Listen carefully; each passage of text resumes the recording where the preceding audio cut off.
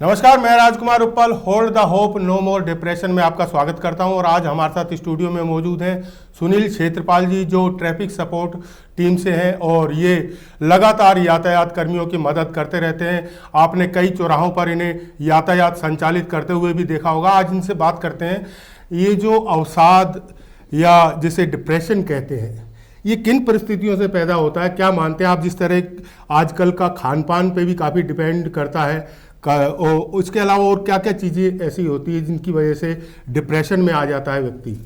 सबसे पहले सभी को नमस्कार।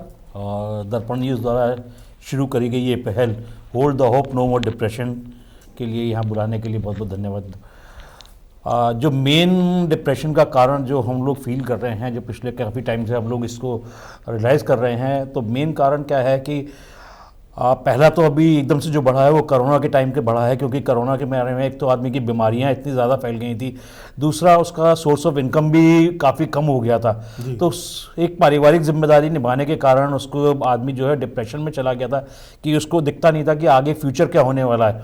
घर में, हॉस्पिटल में परिवार का कोई ना कोई सदस्य एडमिट रहा है, उसकी तरफ देखभाल करना प्लस घर की जिम्मेदारियों को निभाना, और इनकम जो थी वो ख़त्म होती जा रही थी। तो एक कारण तो वो रहा। दूसरा जो कहते हैं कि डिप्रेशन का, वो जहाँ तक हमें लगता है कि काफ़ी कुछ खान पान पर भी निर्भर करता है, क्योंकि अब हर चीज़ जो है बाहर की खाने की हो गई है। जब से ये ऑनलाइन वगैरह चालू हुए हैं, फूड डिलीवरी सिस्टम चालू हुआ है, तो बहुत ईजिली अवेलेबिलिटी बढ़ गई है।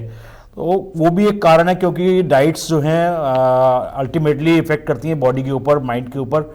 तो ये सब चीज़ों को धीरे धीरे कंट्रोल करने के बजाय और बढ़ता जा रहा है। तो जहाँ तक बिल्कुल सही कहा आपने। ये जो कोरोना काल निकला है, इसमें काफ़ी सारे लोग डिप्रेशन में आ गए थे। कुछ का रोजगार छिन गया, किसी की नौकरी चली गई, तो किसी के घर में से कोई बंदा चला गया, उसका मेंबर चला गया परिवार का। तो ये चीज़ें रही हैं। इसके अलावा खान पान पे भी आपने बताया, लेकिन एक चीज़ और है जो युवाओं को सबसे ज़्यादा डिप्रेशन में डालती है, मैं समझता हूँ, वो है प्यार, लव। क्या मानते हैं आप कि प्यार की वजह से भी अगर प्यार सक्सेस नहीं होता या प्रेमिका उसे ठुकरा देती है, तो क्या लोग डिप्रेशन की तरफ चले जाते हैं? देखिए, आपने सही कहा, ये भी एक बहुत बड़ा रीज़न है। लेकिन प्यार कहीं टाइप का होता है, पेरेंट्स का भी होता है। क्योंकि रीज़न क्या होता है आजकल के टाइम में, हस्बैंड पेरेंट्स के प्यार पे युवा इतना ध्यान नहीं देते। नहीं, मैं युवा पे भी आ रहा हूँ, मैं युवा पे ही आ रहा हूँ। क्योंकि युवा क्या है कि अब फैमिली जो दोनों हस्बैंड वाइफ जॉब में रहते हैं, तो बच्चों पे बात करने का टाइम नहीं है उनके पास में, मोबाइल फ़ोन में सब अपने अपने बिजी रहते हैं। तो एक जो पहले पारिवारिक जिम्मेदारियां होती थी, बैठ के डिस्कस करना, खाने पे एक साथ खाना, अब वो चीज़ें नहीं रही। तो बच्चे को भी ये लगता है कि मेरे को कोई प्रॉपर गाइडेंस देने वाला नहीं है। और यदि बाहर की बात करें तो युवा जो यंग एज है, टीनेजर्स हैं, वो नेचुरली आजकल सब एक दूसरे के कहीं ना किसी का अफेयर चल रहा होता है आपस में, चाहे मेल हो या फीमेल हो। तो उसमें भी ये मोबाइल्स ने काफ़ी कुछ एक दूसरे के प्रति, कहते हैं कि जब कुछ चलने लगता है तो कुछ कमियां भी आती हैं। तो एक रीज़न हो जाता है, कई बार ब्रेकअप्स हो जाते हैं। ब्रेकअप्स होने के कारण डिप्रेशन में चला जाता है। डिप्रेशन में जाने के बाद वो कुछ ऐसी चीज़ें यूज़ करने लगता है जो उसकी बॉडी को हार्मफुल कर देती हैं। तो ये सब चीज़ें भी एक बहुत बड़ा कारण बन जाता है युवाओं के लिए। तो हमारी हम चाहते हैं कि कभी भी कोई भी, मैं पेरेंट्स से भी रिक्वेस्ट करना चाहूँगा खासकर, क्योंकि अपने बच्चों के लिए थोड़ा समय निकालें, टाइम दें, उनसे डिस्कस करें। एटलीस्ट संडे वाला दिन जो छुट्टी का दिन है, उस दिन बैठें, 1 घंटा डिस्कस करें, उनके पढ़ाई के बारे में, उनके फ्यूचर के बारे में डिस्कस करें, तो वो बहुत बड़ा एक रोल प्ले कर सकते हैं। क्या लगता है कि जो डिप्रेशन में गए व्यक्ति अपने आप हालातों के अनुसार ठीक हो जाते हैं, या फिर उन्हें डॉक्टरी सहायता की ही ज़रूरत पड़ती है? देखिए, एक बार डिप्रेशन के जाने के बाद तो थोड़ा मुश्किल हो जाता है, जहाँ तक मैंने पढ़ा है, सोचा है अपने बारे। तो उसमें कहीं ना कहीं एक दूसरे दोस्तों की सपोर्ट मिल जाए, तो अच्छे दोस्त मिल जाए, तो उससे रिकवर कर सकते हैं। क्योंकि जो उसके अंदर दिल में छुपी हुई बातें होती हैं वो निकाल नहीं पाता है, वो भी एक बहुत बड़ा कारण बन जाता है, क्योंकि अंदर ही अंदर घुटता रहता है। और घुटने के कारण बहुत ऐसी आती हैं, कई बार वो गलत स्टेप भी उठा लेता है, अपने आप को ख़त्म करने की भी सोच लेता है। और हुए हैं कई इंसिडेंट ऐसे हुए हैं, और आजकल ये तादाद बहुत तेज़ी से बढ़ रही है। जो सुसाइड केसेस हैं, जरा सी कोई बात होती है तो इतना डिप्रेशन में आ जाते हैं कि सुसाइड कर लेते हैं। कुछ इसमें एक चीज़ और है कि हिम्मत भी पहले जैसी नहीं रही। मतलब कहते हैं कि हम हिम्मत वाले हैं, लेकिन वो पहले जैसा एक, कहते पारिवारिक जो साथ मिलता था, वो ना होने के कारण अकेलापन फील करता है बच्चा। सुनील जी, पहले संयुक्त परिवार हुआ करते थे, एक दूसरे की बात सुनी जाती थी, समझी जाती थी।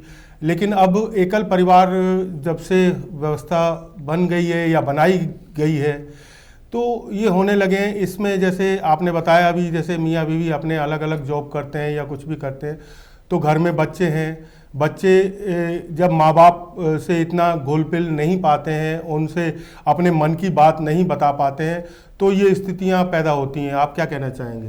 मैंने वही कहा, मैंने कहा यही एक बहुत बड़ा कारण है। यदि घर में ही बच्चे को प्रॉपर ट्रीटमेंट मिल जाए, उसकी बात को सुना जाए। कई बार क्या होता है कि बच्चा अपनी बात कहना भी चाहता है, लेकिन जो पेरेंट्स हैं वो अपने में इतने बिजी रहते हैं कि उसकी बात पे ध्यान नहीं देते। तो एक दो बार कहने के बाद में आजकल बच्चे बहुत जल्दी समझदार होने लग गए हैं। ठीक है, कुछ टेक्नोलॉजी इतनी तेज़ी से आगे बढ़ रही है, तो वो एक बहुत बड़ा कारण है। फिर उसमें क्या होता है कि हर चीज़ मोबाइल के अंदर अवेलेबिलिटी है, तो वो सही चूज करने के जब डिप्रेशन में आता है तो गलत रास्ते पे देख चालू हो जाता है। तो ये सब चीज़ें कारण बनती है। पेरेंट्स, दोस्त बहुत बड़ा रोल प्ले करते हैं। तो मैं चाहता हूं कि सभी से रिक्वेस्ट करता हूं कि चाहे दोस्त हो, चाहे मेल हो, फीमेल हो, खासकर पेरेंट्स अपने बच्चों को समय दें, उनसे बातचीत करें। और यदि उन्हें कुछ ऐसा लगता है, क्योंकि बच्चे के चेहरे से, उसकी बातों से नेचुरली मालूम चल जाता है कि वो बच्चा किस हालात से गुजर रहा है। बात नहीं करेगा, अकेला रहना पसंद करेगा, और कहीं जाने का मन नहीं करता ऐसे हालत में, और पढ़ाई में भी ध्यान नहीं दे पाता। किताब खोल के बैठा रहेगा लेकिन वो उस पर पढ़ाई नहीं कर पाएगा। तो खासकर जो लेडीज़ हैं, जो घर पे रहती हैं, जो मदर्स हैं उनकी बच्चे की, तो वो घर पे रह के उस पर ध्यान दे सकती हैं कि बच्चे को फील देखें, कि उसके चेहरे पे, उसके हाव भाव से पता लगे, उसे टाइम दें थोड़ा सा। तो मैं ये चाहता हूँ कि इस टाइप का होना चाहिए, पेरेंट्स डिस्कशन होना चाहिए।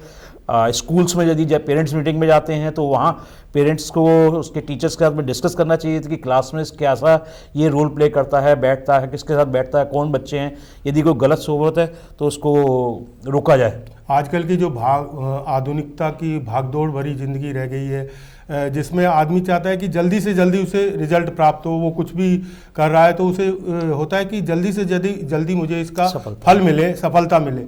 तो जब कहीं उसे नहीं मिलती है सफलता पूरी कोशिश के बाद भी, तो वो डिप्रेशन में चले जाते हैं। ऐसे लोगों के लिए क्या कहना चाहेंगे आप? सर, इसमें भी एक बहुत अलग पॉइंट है जो मेरी थिंकिंग है कि जब बच्चा ग्रेजुएशन पे 12th पास करके आता है तो उसके बाद ऐसा कुछ गाइडेंस नहीं होता है।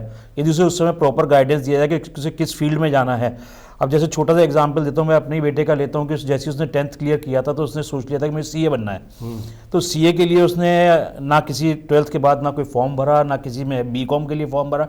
उसका एक ही डिटरमाइंड था कि मुझे सीए बनना है, और उसने 12th के बाद अपना स्टार्ट किया। अच्छा, माँ बाप जब अपनी मर्जी थोपते हैं तो भी बच्चा डिप्रेशन में आ जाता है कि नहीं, तुम्हें ये करना है, या तुम्हें इस व्यवसाय में जाना है, या इस फील्ड में जाना है। देखिए, लेकिन बच्चे को वो नहीं पसंद होती है वो चीज़ें, या वो नहीं करना चाहता, वो अपनी मन की मर्जी से करना चाहता है।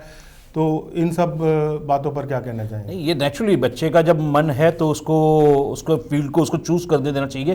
क्योंकि बच्चे का यदि उसमें इंटरेस्ट नहीं होगा, आप उसको जाना है कॉमर्स साइड में, आप उसे ज़बरदस्ती इंजीनियरिंग की तरफ थोप रहे हैं जो उसका सब्जेक्ट नहीं है, मैथ्स में वीक है, कुछ चीज़ों में ऐसी चीज़ें हैं, तो उसको उसकी फील्ड को चूज़ करने। तो ज़रूरी नहीं है कि एजुकेशन ही मैटर करे, साथ में कोई प्रोफेशनल कोर्स में उसको इससे डालना है कि जिसमें कि एक्टिविटीज़ में अपने हाथ का कुछ व्यवसाय चूज़ कर सके। तो वो भी चीज़ें होती हैं। जरूरी नहीं कि हर क्लास से, हर एक स्कूल से बच्चा IAS या PCS ही बने। जी बिल्कुल, आपने सही कहा। डिप्रेशन, बहुत सारी ऐसी चीज़ें हैं जिनकी वजह से डिप्रेशन में लोग आ जाते हैं। और कभी कभी ये डिप्रेशन तो हालातों के साथ सही हो जाता है, लेकिन कभी कभी हमें डॉक्टरी सहायता भी लेनी पड़ती है।